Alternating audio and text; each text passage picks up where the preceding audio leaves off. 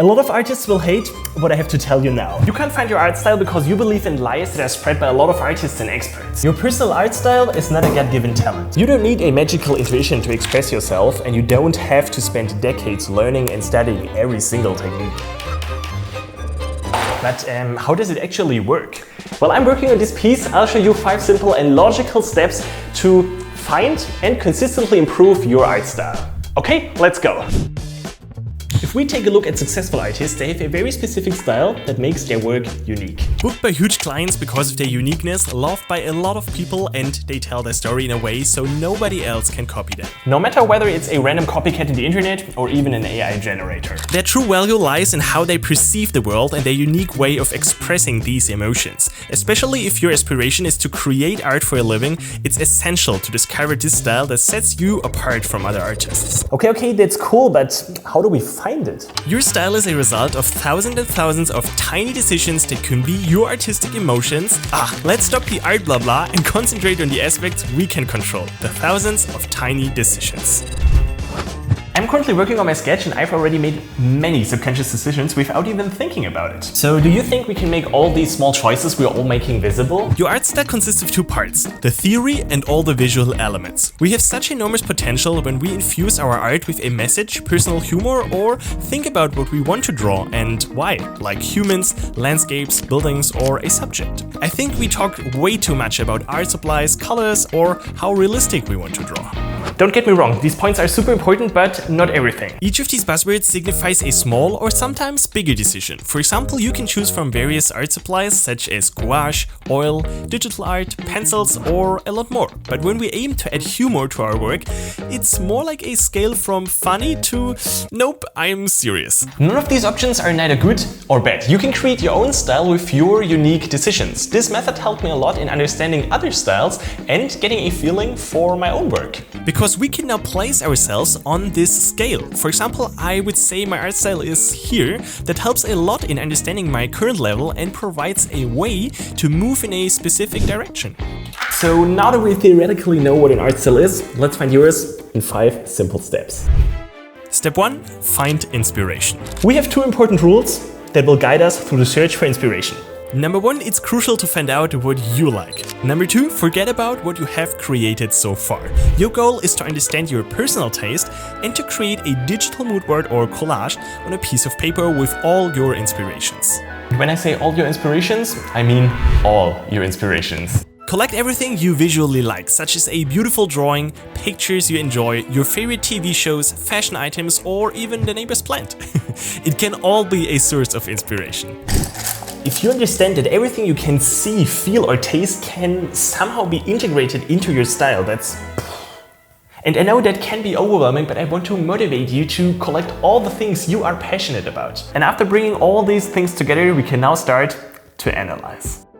We now want to compare your inspirational mood board with your current work to see how close you already are. So when you look at your mood board, you'll see a clear direction. Compare the artists and the artworks with the categories we mentioned earlier. These are only rough examples, and now you can add all the aspects that are important for your style. Perhaps the lighting, perspective, or a special background. Do these artworks have a color theme, a certain humor, or a political message? Each style is a little bit different, so creating a customized catalog and different categories can help you to understand why you've selected previously all these different images on your mood board. The categories I use in this video are very abstract. If you need help to find the right categories for your personal style, you'll find a few ideas here. But I'll keep it simple in this video because my focus is more on showing you a strategy or to open a new way to think. So let's continue on the back of my canvas.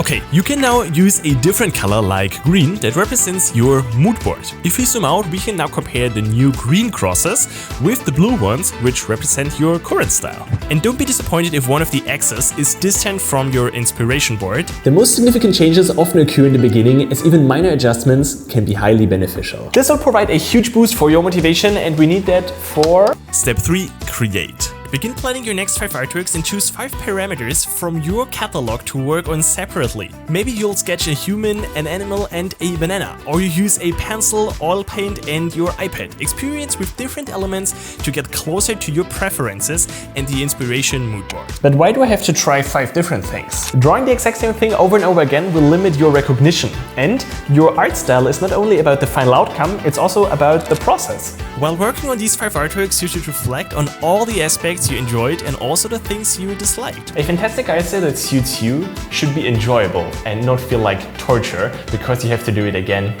and again. Step 5. Repeat. Now you can compare your 5 artworks with your mood board again and assign them a new ranking. At this point, you can repeat the process for the rest of your life. No, if you repeat this simple method a few times, you'll learn more about different techniques and topics and will come a step closer to your art style with each stroke. The different categories give your journey a direction.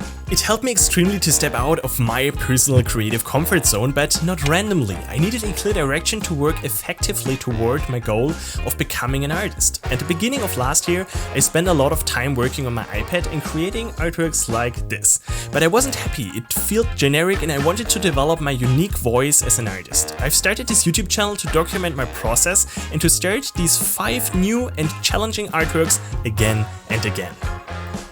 But that's not the only thing you can use this strategy for. Because this method is also the cycle of creation. Your inspirations might change, a few things and ideas come and go, so your art and your style are consistently in motion. And that's the best part. As an artist, you will never be finished. Only a piece of art can be.